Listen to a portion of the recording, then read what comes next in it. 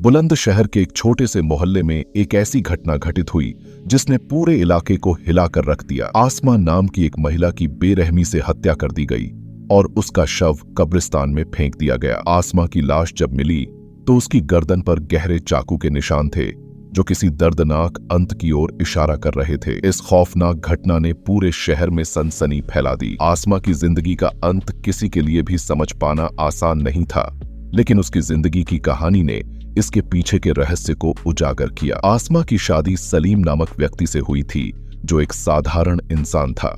शादी के बाद दोनों ने खुर्जा नगर में एक साधारण जीवन की शुरुआत की। हालात मुश्किल थे, सलीम का काम स्थिर नहीं था और आर्थिक तंगी उनकी रोजमर्रा की जिंदगी का हिस्सा बन गई थी।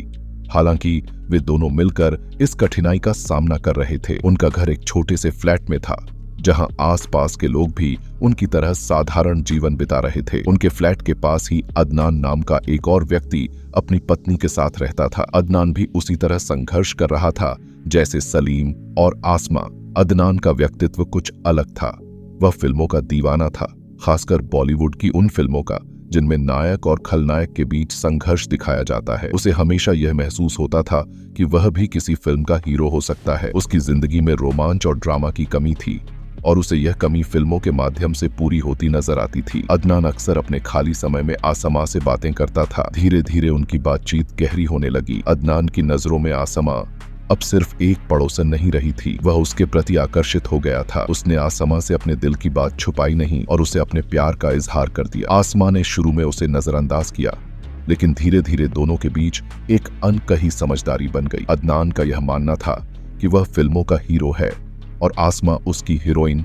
सलीम, जो काम में व्यस्त रहता था, ने इन सब चीजों पर ज्यादा ध्यान नहीं दिया। उसे अपने काम की चिंता थी और वह अपने परिवार के लिए बेहतर भविष्य बनाने की कोशिश में जुटा हुआ था। लेकिन किस्मत को कुछ और ही मंजूर था। सलीम के कुछ दोस्तों ने उसे आसमा और अदनान के बीच बढ़ती नजदीकियों की जानकारी दी। इससे सलीम बेचैन हो गया। उसने आसमा को समझाने की कोशिश की, लेकिन चीजें उसके हाथ से निकल चुकी थीं। सलीम ने फैसला किया कि वह आसमा को अदनान से दूर ले जाएगा। उसने अपनी पत्नी के साथ किसी और इलाके में जाकर नई जिंदगी शुरू करने का निर्णय लिया। वह आसमा को लेकर शहर से दूर चला गया, लेकिन अदनान के दिल में आसमा के प्रति प्यार अब जुनून बन चुका था। वह आसमा को भूल नहीं पाया। अदनान ने आसमा से संपर्क बनाए रखने के लिए उसे एक फोन गिफ्ट किया।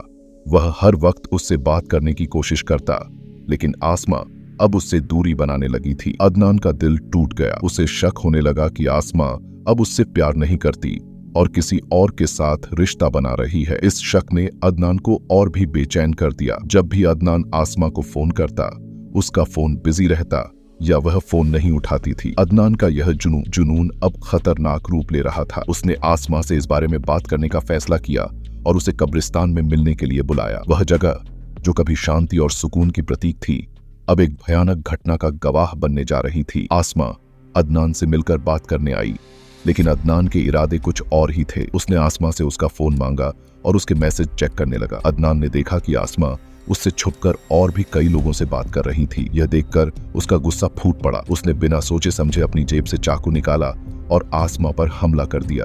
अदनान ने आसमा की गर्दन पर चाकू से वार किया और उसे वहीं छोड़कर भाग गया। आसमा का शरीर वहीं पड़ा रहा, खून से लथपथ। कुछ घंटों बाद पुलिस को सूचना मिली और आसमा का शव बरामद किया गया। अदनान ने कभी सोचा नहीं था कि उसके इस कृत्य का अंत क्या होगा। उसे यकीन था कि वह कानून की पकड़ में नहीं आएगा, लेकिन पुलिस ने जल्द ही उसे गिरफ्तार कर लिया। अदनान ने पुलिस के सामने अपने अपराध को कबूल कर लिया और कहा कि उसने यह सब इसलिए किया क्योंकि वह फिल्मों से प्रेरित था। उसने संजय दत्त की फिल्म खलनायक के बल्लू बलराम के किरदार से प्रेरणा ली थी। वह खुद को उस किरदार की तरह समझता था, लेकिन अंततः उसने अपने ही प्यार को खत्म कर दिया। अभी अदनान जेल में है और अपने अपराध की सजा का इंतजार कर रहा है।